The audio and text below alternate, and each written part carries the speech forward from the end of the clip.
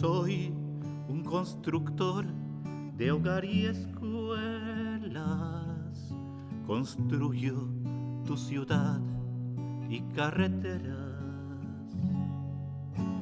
puentes, hospitales y viviendas. Y aunque no me veas construyendo, estoy por Texas.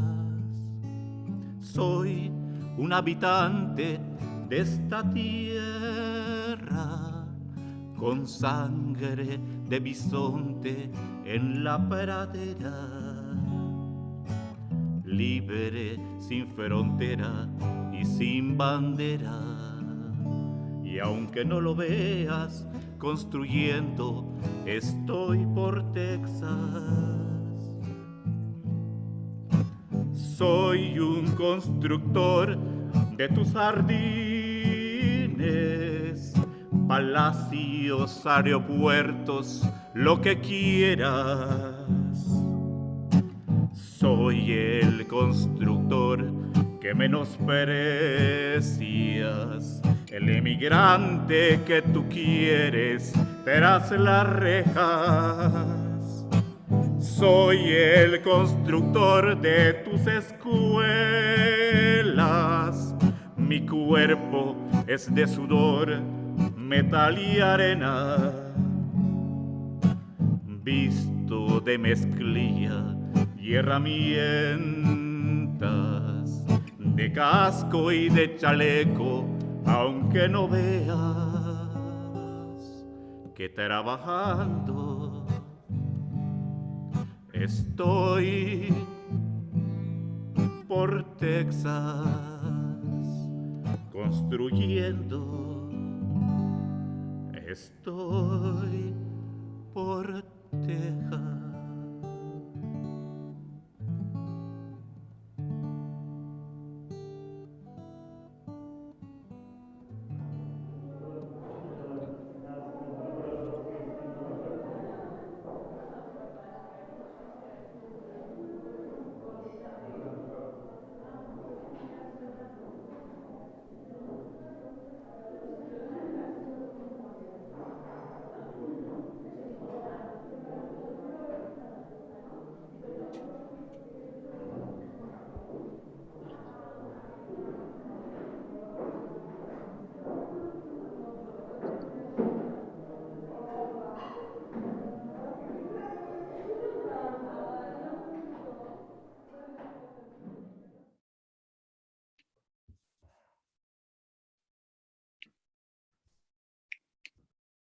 Good morning and welcome to our 2022 donor briefing.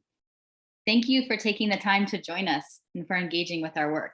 I hope you enjoyed that video as you were joining. It's an original song by one of our construction worker members, Rosendo Segovia, and it shows an art installation that our members put together at the Capitol this past year to honor essential workers.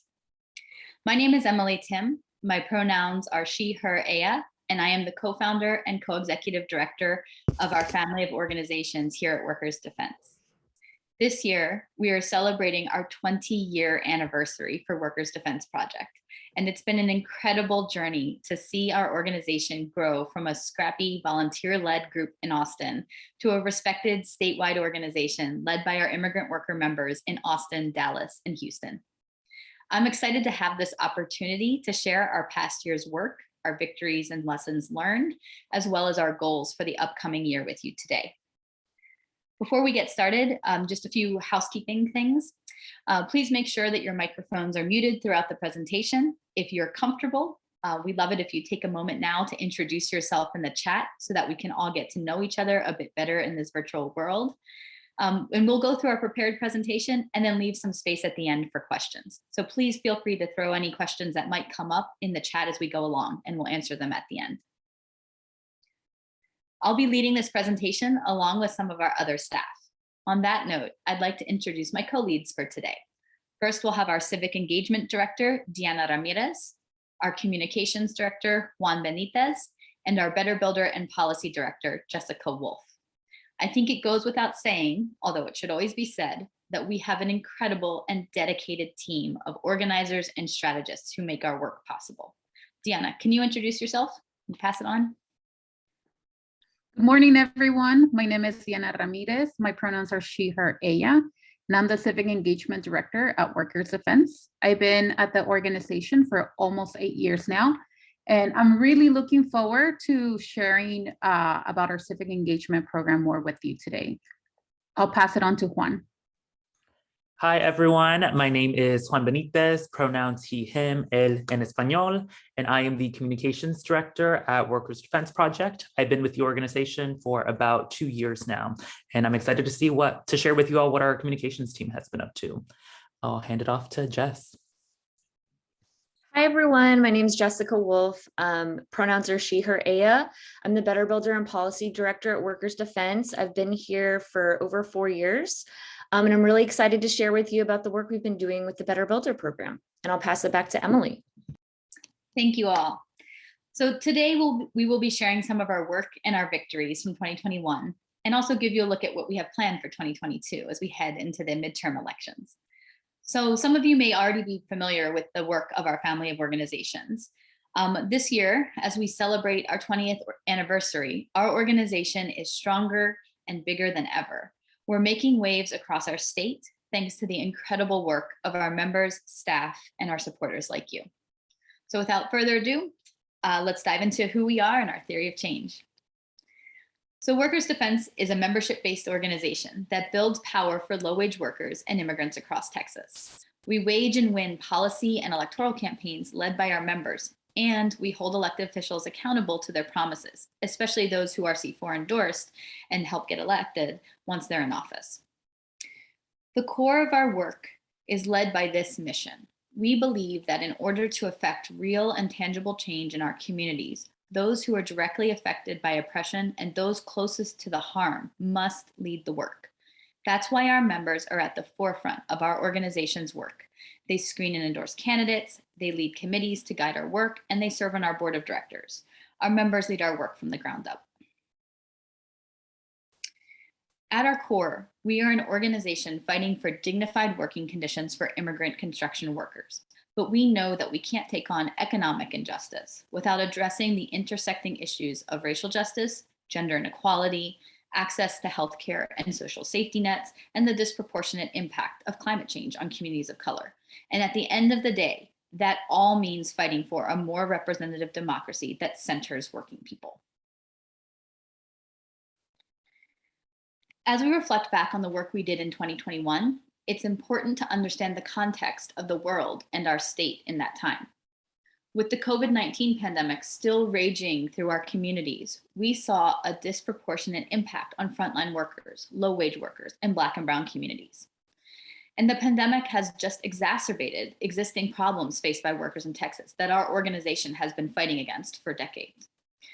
In a recent study by the UC Berkeley Labor Center, found that nearly half of all construction workers in Texas are enrolled in at least one safety net program to bridge the gap between their wages and the cost of supporting a family.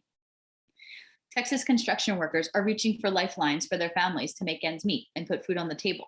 But meanwhile, construction companies reap the benefits of labor abuses like wage theft and misclassification, and fail to provide basic protections like a rest break, healthcare, paid sick leave, and a living wage.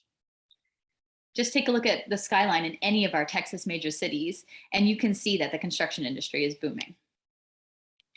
On top of the pandemic and these labor issues, Texans faced an unprecedented infrastructure failure when the lights went out during Winter Storm Uri in February. With little time to prepare, we partnered with community members and organizational allies to provide mutual aid and assistance to our members through the Power Up Texas Fund, which we'll talk about shortly.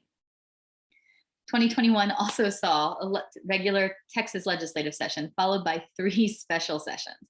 It was a marathon where workers' rights were on the chopping block. We were in the fight of our lives to defeat SB 14, a sweeping preemption bill that would have taken away basic worker protections that our members have fought so hard to secure. The 2021 legislative session also saw a slew of other harmful legislation, including, but not limited to, disastrous voter suppression bill, anti-abortion bills, and anti-trans legislation. Through it all, our organization and our members worked in coalition to keep strong and sustained pressure on elected officials to fight for the rights of all Texans. And outside of the legislative sessions, our members continued their work on federal immigration reform. We worked in coalition to run innovative comm strategies and direct actions to demand relief for immigrants and to fight back against family separation. All the while, we also continued local policy work to win worker protections, culminating in exciting and hard-fought victories in both Harris County and the city of Austin. So to dive a little deeper into our work this year, I'd like to start off by highlighting the work we did around the Texas legislative session and our year-round civic engagement model. In 2021, we faced one of the most brutal legislative sessions that I have seen in my time organizing in Texas. Through 1 regular session and 3 special sessions, we saw Texas state leadership, led by Governor Greg Abbott, unleash an unprecedented attack on the rights of voters, particularly Black and Latinx voters, workers, transgender kids, women's reproductive rights, and even on teaching accurate history in Texas schools. While Texas's assault on voter rights and the devastating abortion law made national headlines, you may not have heard as much about the pitched fight to protect the most basic protections for workers. During the regular session, corporate interests filed SB 14, a sweeping preemption bill that would have repealed local protections for workers, including water breaks, paid sick leave, fair chance hiring, and even gender and sexuality non-discrimination ordinances that have been on the books in Texas cities for years. Our members knew what was at stake, that the state was coming to take away water breaks from construction workers in a state where summer temperatures frequently hit triple digits and climate change is making summers even more deadly. We knew we needed an inside-outside strategy to stop SB 14, and our policy team and members worked closely with our friends at the AFL-CIO and allies inside the Capitol to testify against the bill and devise a strategy to kill it. Meanwhile, we launched a communication strategy to focus the narrative on water breaks, and our members staged a thirst strike on the front steps of the Capitol to shame state leaders. But corporate interests were determined to pass SB 14, and on the last night of the legislative session, when Democrats broke quorum to kill the voter suppression bill, many of them also walked out, knowing that this was the only way they were going to stop SB 14, which was the next bill on the calendar. In the second special session, SB 14 came up again, and it was on track to pass before the session ended. But we threw everything we had at state legislators: public pressure through member stories on social media, negative media coverage of the issue, bringing in a former head of OSHA to debunk the lies the bill's advocates were peddling. And at the end of the day, we were able to make the bill so toxic that when the point of order came up, the state's Republican leadership actually sustained it and let the bill die. It was one of the few victories to come out of this terrible legislative session. But at the end of the day, our members protected our ability to win worker protections at the local level. With that in mind, I'd like to hand it over to Juan to tell us a bit about our organizing and comms work that was done. Thank you, Emily. So we had the incredible task of killing SB 14 with what was a death by 1,000 cuts strategy. So we knew that state leadership was relentless in their agenda last year. So we had to be smarter, we had to be more strategic, focused, and beat them at their own game of dominating the narrative in Texas when we know that they hold the loudest megaphones in the state. So our rest break and water break ordinances that Workers Defense led at the local level to pass in Austin in 2010 and then in Dallas in 2015 became the cornerstone of our SB 14 narrative. So we did this because we knew early on that Republicans were going to try to brand SB 14 as the anti-small business bill. This has been their talking point for years, so we had to outmaneuver them on that front. And I actually remember the exact day we pivoted our strategy, and this was April 12th, 2021, when our first big piece on SB 14 was published in the Texas Tribune, when the bill first passed the Senate, with a headline tying SB 14 to paid sick leave, which is true, but we knew that that was a losing game inside the dome.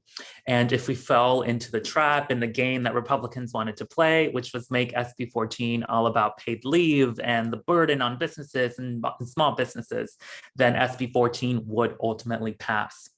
So what we did as a team was that we threw everything at the wall that we could to brand SB 14 as the anti-water break bill instead. And that proved to be a winning strategy for us. So through member testimony, social media content, the thirst strike that we held on the front steps of the Capitol, press conferences with elected officials all over the state, Dr. David Michael's letter, who used to be the head of OSHA, as Emily was explaining, to counter the argument that we were seeing inside the Capitol, that there were already rest breaks at the federal level, which is not true. There is no federal law guaranteeing rest breaks for construction workers. And then we also had a healthcare providers letter where hundreds of healthcare providers across the state spoke out for the first time against a preemption bill like SB 14. And on top of that, what was a brilliant media strategy at the local, state, and national level, centering the voices and the stories of our members against SB 14. So this was about 10 months worth of work, that marathon that Emily was telling you all about, that got us to the point where state leadership knew that SB 14 was politically toxic. And so down went SB 14 and we killed that bill. So this was no small task. I will tell you all, just as staff was organizing members and our legislative committee with our members, we were organizing legislators inside the dome, elected officials throughout the entire state of Texas to speak out against SB 14, and organizing press and our narrative to do what we needed to do to kill SB 14. And not just save what the bill became all about, which was water breaks for construction workers, but overall local control in the state of Texas and the ability for local officials to do what they need to do on city councils and on commissioners' courts and the county level across the state. Now, none of this would have been possible without our civic engagement work and the political power that we had to leverage in this fight throughout the entire state. So I'm going to hand it over to Diana to walk you through all what that looks like.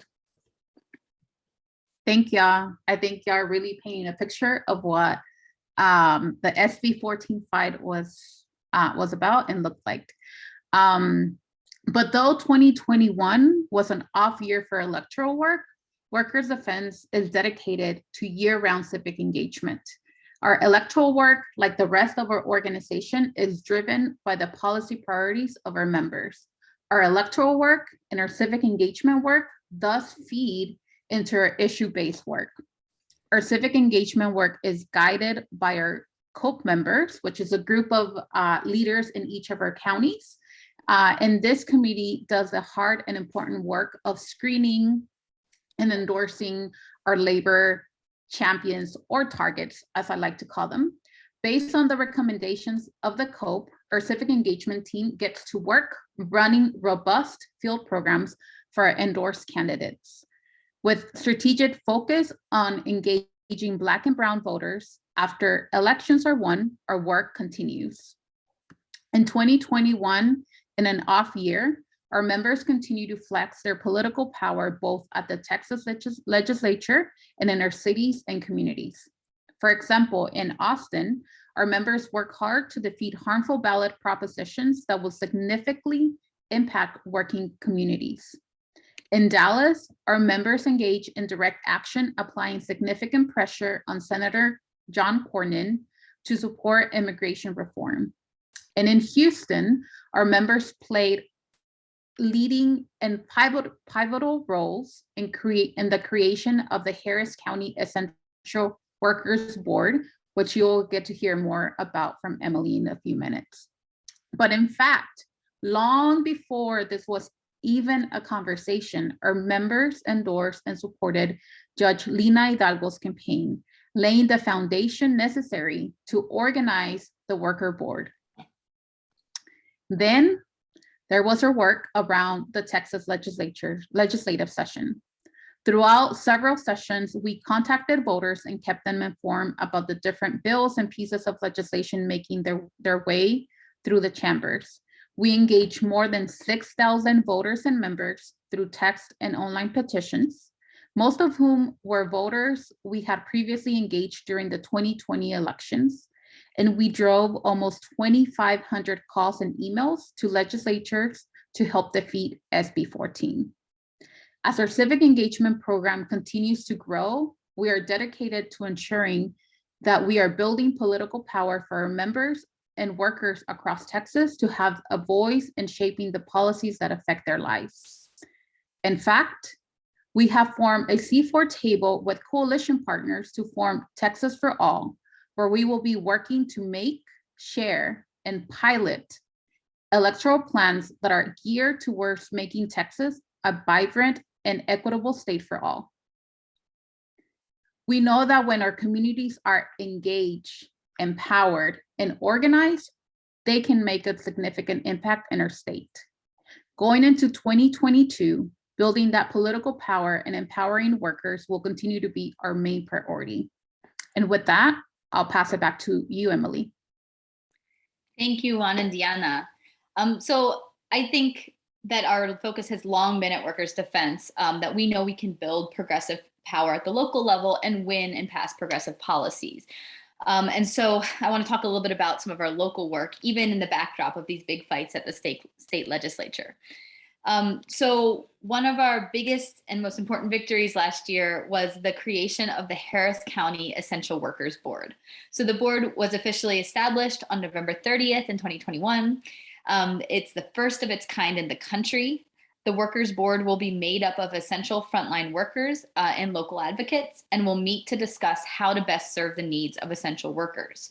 This board will focus not just on issues affecting workers through the pandemic, but also the larger ongoing workplace health and safety issues that we know contributed to the disproportionate impact of the pandemic on families in the first place. Their recommendations will then be passed on to the County Commissioners Court, where they could be translated into much needed policy. So Workers Defense partnered with coalition partners like United for Respect, SEIU, the National Domestic Workers and their local affiliates in Houston, and Jobs with Justice to make this board a reality. We held campaign actions, mobilized, prepared, and supported essential workers themselves to testify with a unified message in favor of the board, and applied pressure on the elected officials when necessary. After the board's creation, we have had the opportunity to share our lessons with national partners so they could help create similar boards in their communities. And this year, the real work will start of putting the board into practice, appointing our first board members, and really making sure it delivers on the promise of protecting essential workers. And I think it's worth noting, as Diana mentioned, that critical to this victory was our strong relationship with Harris County Judge Lina Hidalgo, a progressive leader in Houston who we helped to elect in 2018. Our organization also won other local victories through our Better Builder program. I'd like to pass it over to Jess to tell us a bit about our Better Builder program. Thank you, Emily. Hi, everyone. Thank you again for being here. I'm really excited to share all about our work today. So first and foremost, what is Better Builder? So the Better Builder program is Workers Defense Project's innovative social responsibility program that was developed by our construction worker members to raise workplace standards and improve the lives of construction workers and their families. The construction industry is not only a multi-billion-dollar industry here in Texas, but it's also one of the most dangerous industries in Texas. Since 2012, the Better Builder program has impacted the lives of over 37,000 construction workers here in Central Texas. And for many of these workers on Better Builder sites, they're receiving workplace benefits that really should be basic things that folks receive for the very first time, like workers' compensation, OSHA training, and a living wage. In 2021, we won the first ever higher standards on a major public transit project in Texas by securing Better Builder standards on Austin's Project Connect transit plan. This means that we're going to have worker protection standards on $7 billion worth of construction here in Austin, which really makes this an incredibly significant win for workers, for our organization, and for our members at large. In addition to Project Connect in 2021, we were able to secure 4 new Better Builder pledges, which means that there are 4 construction projects that are going to be having these higher standards here in Central Texas. We've also impacted nearly 6,000 workers on Better Builder sites in 2021 and recovered more than $30,000 in wages back to workers on sites, Better Builder sites.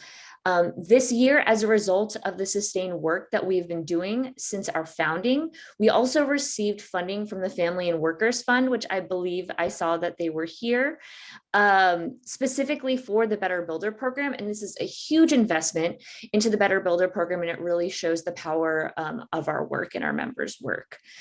On top of that, we've also been working on new and innovative strategies to win Better Builder standards. So for example, this year, we started working with a neighborhood contact team who's requiring developers to actually commit to the Better Builder program in order to receive support from these neighborhood groups.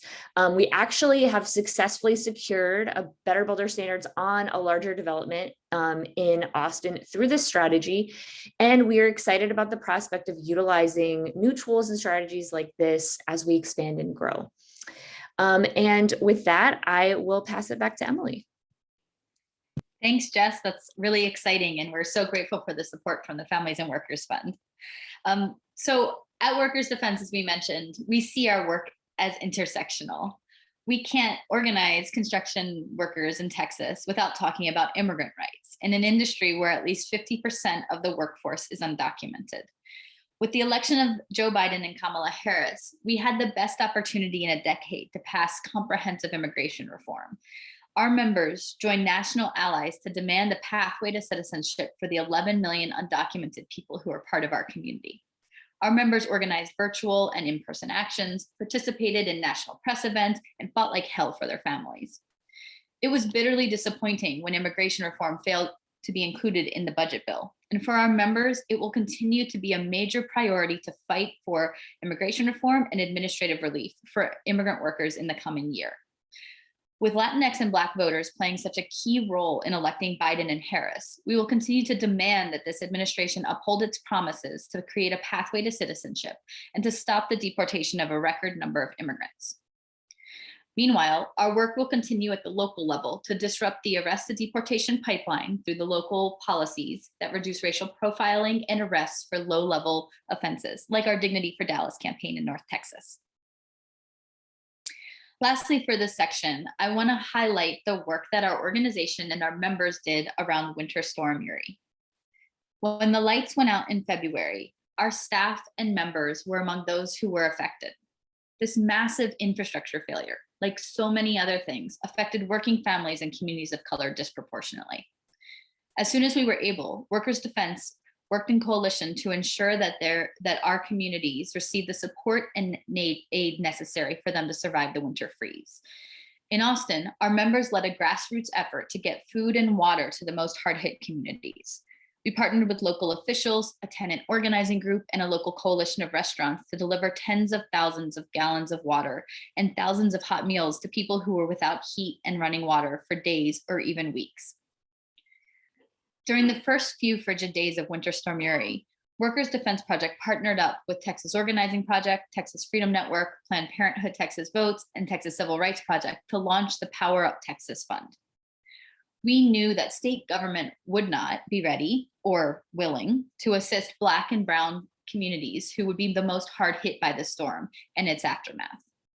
Together with the support of national allies and donors, the Power Up Texas Fund was able to raise over $2.5 million in both C3 and C4 funds to provide financial assistance to fund community relief and recovery and to address the political crisis that caused the Texas blackout.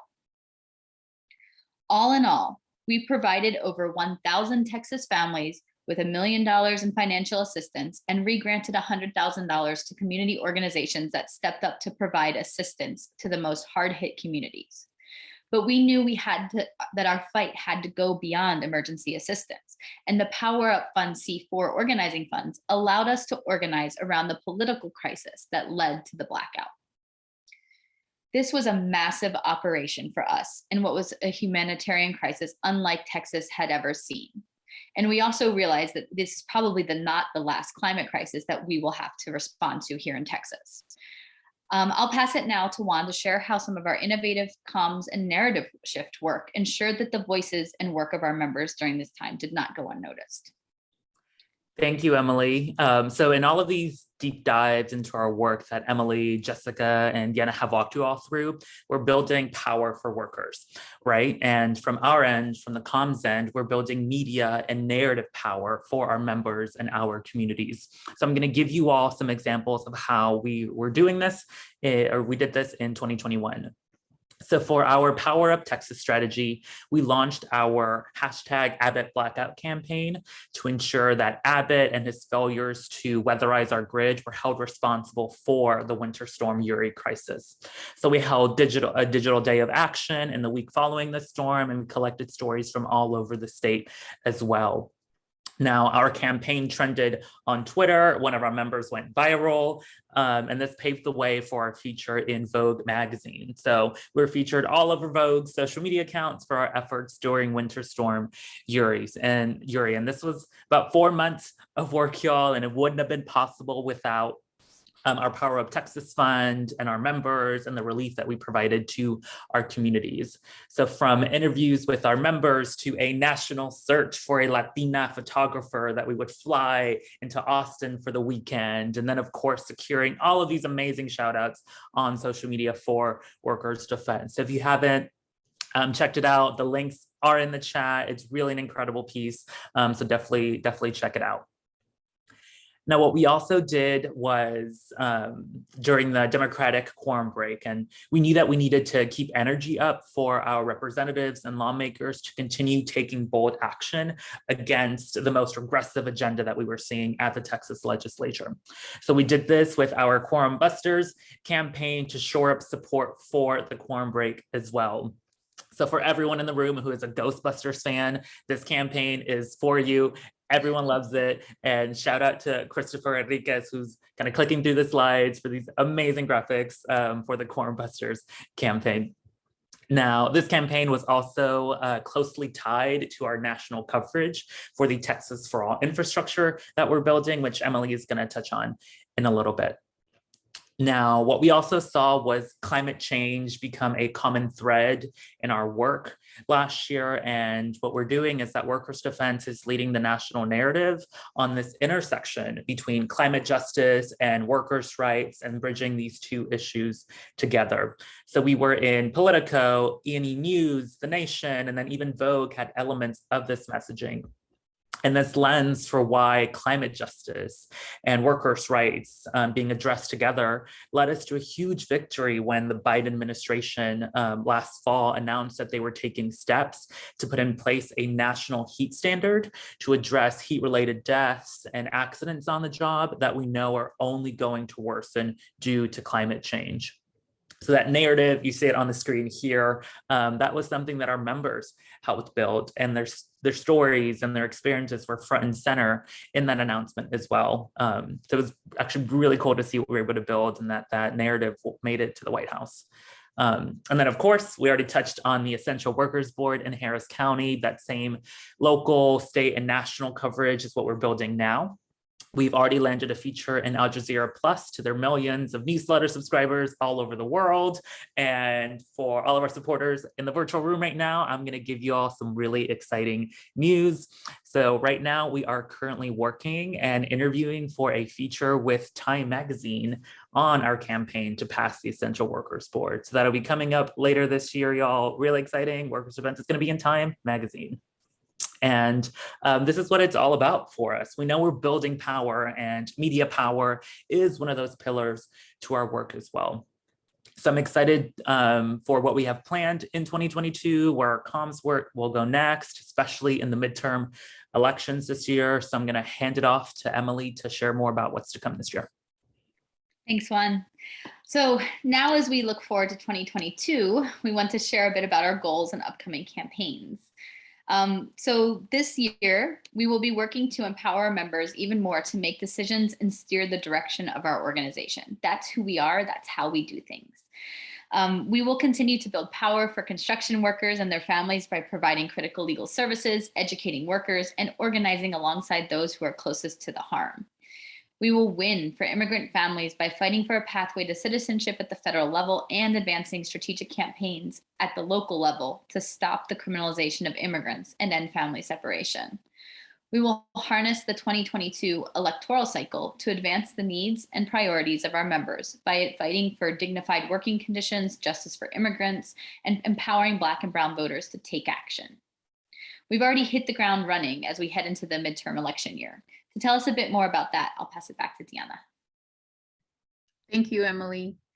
As we've heard today, Workers' Defense is harnessing people power, electoral power, and political power to deliver on policies that our members care about.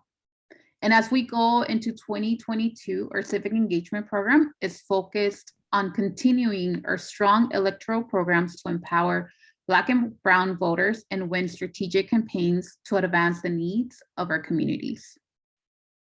As we head into this year, our department is undergoing a revamp of our endorsement processes, from streamlining for efficiency to increasing member ownership and leadership of the process. Our members are spending their time and effort to undergo intentional and deeper political education and analysis, and our staff is working collaboratively both within our organization and within coalitions to build the electoral plans we need in order to win in 2022. And in fact, that's already paying off.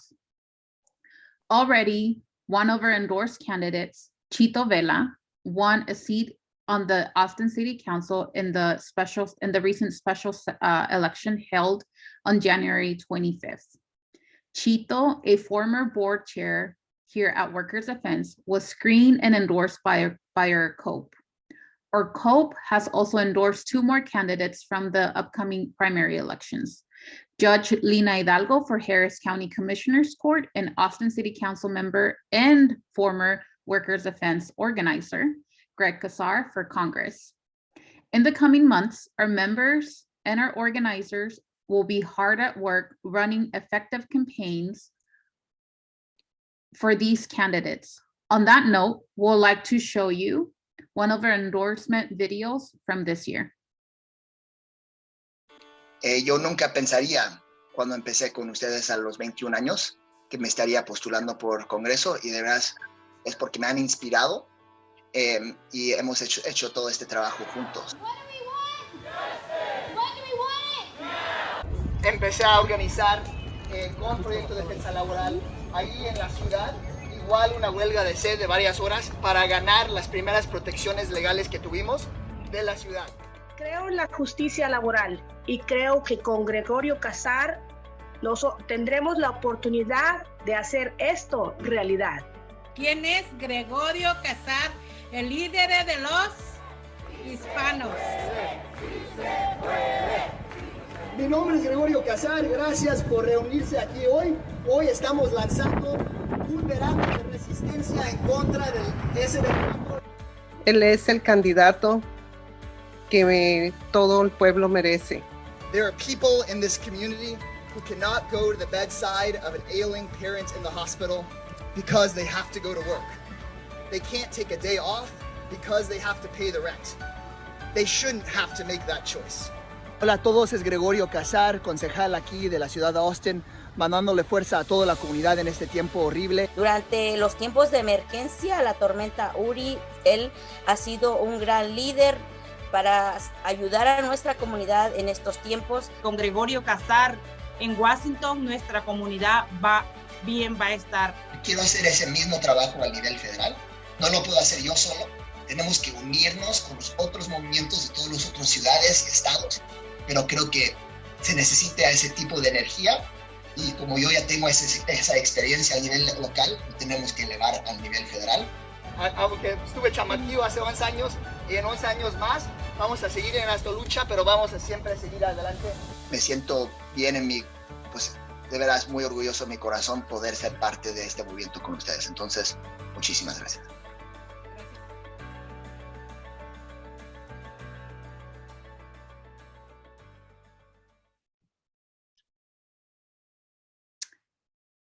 I get all the feels whenever I watch our members in action. So currently we're planning on running a robust field program in Dallas, Travis, and Harris counties with the goal of contacting around 115,000 voters. Our primary focus will be to target and reach low propensity, or as we all should be saying, high potential voters, voters of color, and young and newly registered voters. The data shows that our field programs increase turnout rates by 12% when we are able to connect with voters. We know that the work does not stop after these elections are won. We can't forget that we have another state legislative session coming up in just a year, and that our members are working to pass policies at the city and county level as well. We're prepared to take our year-round civic engagement model to the fight as well.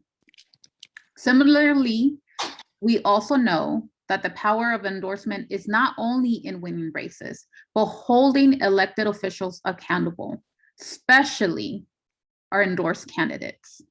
We will continue our work on federal immigration reform and demand a pathway to citizenship, relief from criminalization of immigrants and their families, and family separation. No matter the outcome of elections or legislative sessions, our dedication to our members remains the same. We organize until we win. Back to you, Emily. Thanks, Diana. Also get all the feels when we see our members in action. So I want to add that in addition to the work that our members are carrying and sort of our unique lane in this work, that we know that in Texas, we will not be able to win governing power alone. For the past 5 years, Workers' Defense has been working with a core group of partners who share our theory of change as membership-based organizations, which we've informally called Texas for All. In 2021, the bitter fight at the state legislature had one silver lining. Progressive groups representing diverse communities from across the state and diverse issue agendas came together under the Texas for All banner to fight back against voter suppression and support our respective fights on a variety of issues. The Texas for All Legislative Coalition laid some of the groundwork for a statewide civic engagement table. Texas has not had a statewide civic engagement table since 2012, and we believe that we need to build the infrastructure for coordination around issue-based organizing and electoral organizing. Currently, Workers' Defense is part of a steering committee to launch the C4 table in the next few months to create a center of gravity to coordinate around independent electoral work in the 2022 midterm elections. We are in the process of hiring a coordinator and hope to convene an initial meeting in the near future. Our vision is to build a broad and inclusive space where Texas groups from across the state can come together to amplify our work and to coordinate, since we know that winning Texas will require deepening the ecosystem of power building organizations across our state. We're approaching our end of our time here, so I'd like to finish off our presentation and go to questions after one last thing. We are excited to be celebrating 20 years of Workers' Defense this year. I've been with the organization from the beginning, and it has been an honor to watch it grow over the years. The most wonderful part, of course, is knowing that our growth means that we can do so much more for and with our members and for essential workers across the state. So we want to thank you so much for all of your support for our organization over the years. We're grateful to have you in this movement, and we know that none of this would be possible without you. One of our goals last year was to increase our individual funding as an organization. I'm excited to say that we saw a 40% growth in individual donations this past year, and we want to keep up the momentum. We hope you will join us for the exciting events that we have planned coming up this year, including Amplify Austin, North Texas Giving Day, our annual Changemakers Luncheon, which will also be a 20-year celebration. And you'll be hearing a lot more about these events and others from our development director, Hosanna, who will be sending out more information throughout the year as we get closer to these events. Thank you for joining us today. And I'm going to stop here, and we would love to see if there's any questions in the chat, or if folks want to raise up any questions.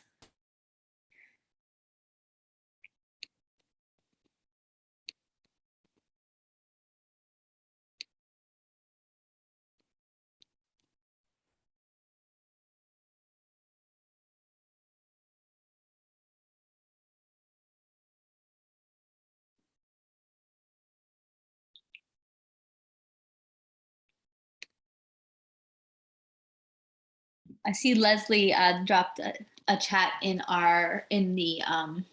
question in the chat. Thanks for that question, Leslie. Oh, and Lydia, I skipped yours too.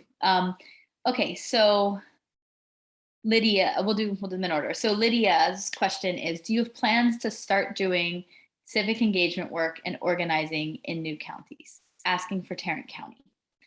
Deanna, do you want to take this one, actually? Sure. Yeah, please go for it. So we are trying to be very intentional as to where our current issue campaigns are at the moment. And so I will not say that no, we're never going to go back to Tarrant County. But as I mentioned earlier, our civic engagement work feeds directly into our issue-based campaigns. And so we're going sort of back to our core into doing that. I think that in the near future, we'll be open to that again. And as I have more conversations with our campaign managers and with their members, we'll figure out a Tarrant County, Collin County, or whatever other county will be a good fit for us. Can I add something, Emily, to that? Yes, please. So Emily was explaining also the Texas for All infrastructure that we're building. And part of that C4 table, there's a subcommittee on communications. And part of that, what we're actually looking at, Lydia, is we know that we're losing the narrative outside of the major cities. So part of this infrastructure and organizing is taking a look at all of the 20 media markets that are in Texas, including Tarrant County, for where we know we need to start breaking ground in as well, not just on the ground, but also changing the narrative in these counties as well. Lydia's point is a good one, that Tarrant County has two of the major cities, which is absolutely true. I would just add, for folks who maybe don't know, that in the 2020 election cycle, we actually did pretty significant field work in Tarrant County. Lydia and I know you do know that well. And that those are also some of the folks that we have continued to engage around the legislative session with the work that Deanna was describing. And I think that it's really important to also think about, we were talking about sort of like the overall ecosystem of the state, that we're really looking at how are we helping to cover all the places as part of this larger group of organizations that are coming together to think about this question and working with partners in different parts of the state. And so I think that Tarrant County has been on our radar. Some of our members live in Tarrant County and will continue to be. And also Juan's reminding us in the chat that Tarrant County actually was one of the really bright spots of the 2020 election, where it actually did tip blue. And did actually end up going for Biden at the county level. So there's some really interesting opportunities. And I think with Texas, we didn't really talk much about redistricting in the course of our presentation, but I think it's worth noting that we know that with the maps, as the Texas legislature redistricted them in 2021, that they made certain regions and certain districts much less competitive, even though there's a growing Latinx, Black voter population. And Tarrant County was one of those places where they really did that. And so we know that in Tarrant County, there's probably a longer, that we need to be planning now and digging in now to be organizing in the community in order to be able to be successful on the electoral front in a future cycles. Yeah, Lydia's commenting that the district she ran in 2020 was torn apart, and that's absolutely the case. Great. So maybe we let's move on to the next question. Hosanna, can you help us with that? Yes, next question is from Leslie. I was wondering how your team is doing with burnout. Leslie, I really appreciate this question. This is a really important thing that we're thinking a lot about as an organization. I think like everyone who's been living through the pandemic for nearly 2 years now, and especially for folks who are really doing community work and at the forefront of working with some of the folks who have been hardest hit by these past couple years, I think burnout is definitely an issue and definitely a challenge that a lot of our folks are feeling. I think that we as an organization are trying to think about how can we really take care of our team and also sustain ourselves for the long run, because we know that this is work that we need, that that we're going to be doing in the long run. That's not going to be a quick win, that we're in the struggle, not in a negative way, but in like a positive way.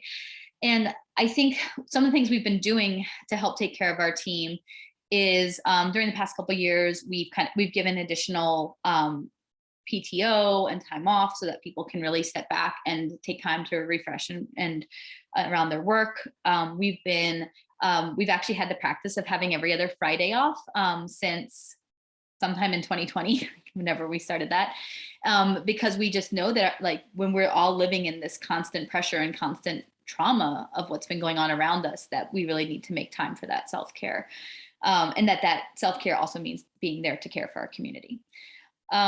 So we also implemented a sabbatical policy this year and are really trying to think of ways to help sustain our work for the long run, and to be thoughtful about, as we go into our strategic planning work, how are we structuring our work in such a way that our team will be able to do their part in the big puzzle that is workers' defense, but also to feel like it's manageable and that they're able to sustain it for the long run. I want to add something. I don't know. We'll be quick because I don't know if there are any other questions. As you heard earlier, like we are trying to be more intentional about a lot of things, and that it's also sort of like our what's on our plate. And for example, for my team who runs the field program like since probably August through November, it's also building time off now before that work and after that work, because we all know how intensive our field programs can be. And it's also being mindful as to like, how many endorsements can we really do? What is actually strategic and things like that. And I think that we have been very open about the burnout conversations. And they're not always fun because, as like for me, I sometimes don't even know what I need, to prevent burnout. So it is something that we are all talking about and trying to deal with. Alrighty. Next question is from Henry. Is the Texas Freedom Network a part of Texas for All? And who are the key members or potential members of Texas for All? Thanks for that question, Henry. So the core groups that we've worked with in the past few years, Texas Freedom Network is absolutely one of them. So Texas Freedom Network, Texas Organizing Project, Texas Civil Rights Project, sort of serves as our attorney since they're not a base organization, and Planned Parenthood Texas Votes. And then we've also worked very closely with labor partners like the AFL-CIO, CWA, SEIU. So those are sort of the core historical groups. But this past year with the legislative collaboration, the Texas for All banner sort of grew to include over 30 organizations. And I've actually seen numbers of closer to 100 of like groups from different parts of the state that are working together and coming together under that. So that banner, we've been calling it Texas for All, since it's sort of catchy, is also what we're thinking about as like the state civic engagement table for both the C3 coordination space, the C4 coordination space, and political spaces. And so that is something that, while it's been a core group of groups that have developed really deep trust and transparency in how we work together, that we do see that there's a need to be expanding out and building that infrastructure to more groups as well across the state. Thank you. Next question is from John. Do y'all still have an ESL program? Asking because I'm a volunteer ESL teacher myself. Thank you for that question, John. So we actually are not right now offering our own ESL programming. We do still do workers' rights education and safety training, like the OSHA 10 safety training and OSHA 30 safety training for construction workers. And we are working closely with other community partners to make sure our members are connected to those services. So there's some really great experienced ESL providers in all of our cities that we make sure we connect our members to. And we would love to talk to you about other volunteer opportunities if you'd like to continue in another capacity. Next question. Could you discuss a bit more about efforts being put forth to address harmful legislation around anti-abortion bills and anti-trans legislation? Great, thank you for that question. So we really look closely to our partners who are really leading on those issues. And I think there's, Planned Parenthood Texas Votes, I mentioned, is one of our close partners. We've worked with other equality groups in the past. And so I want to be clear, like Workers Defense doesn't see it as our lane to really lead on those, but we do see the intersection of both of those issues and those topics with our work. And, women's reproductive health and control over their reproductive health has everything to do with working conditions and accessing good jobs and advancing in careers. It has, and transgender and LGBTQIA discrimination has everything to do, it's a workplace issue. So we really see these as workplace issues. And so we do see how they come up for our members themselves. And we advocate on individual cases of discrimination and assisting our members. And then we do make those connections. And we also do a lot of internal organizing and have conversations with our members, our team, around how these issues connect, and do leadership development and training around sort of the intersectional nature of these issues and how these really are workers' rights issues at their end. In terms of leading the efforts against these really harmful pieces of legislation, I do want to say that we're deferential to our other partners who are really leading and championing those efforts. Thank you, Emily.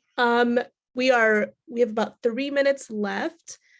So if anybody else has any questions, please feel free to put them in the chat. But to be respectful of everyone's time, I'm going to pass it back to you, Emily, to close us out in the meanwhile. Great. Well, we're happy to take any other questions if anything else pops up right now. But we are really excited about the work we have coming up this year. We really appreciate you taking the time to connect with us this morning, to take time out of your very busy schedules to learn a little bit more about our work. We expect this year to hold unprecedented growth and new opportunities for our Better Builder program, to do really deep leadership development and make sure our worker members are leading and at the forefront of all of our campaigns and our electoral endorsement process, like Deanna described with our COPE, and to continue to have our innovative comms work really helping to shape the narrative of all of these big issues we're organizing around in our community. So just want to express incredible gratitude to our team for being here this morning and supporting. A number of our folks were also attending, and so thank you from everyone in our organization has a critical role to play. Our organizing staff, our fundraising staff, we just couldn't do it without this incredible team.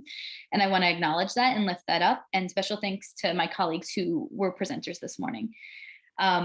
So with that, thank you for coming. And we are so excited to continue in this work with you and to see you out at actions and events in this coming year as we celebrate our 20 years of Workers Defense.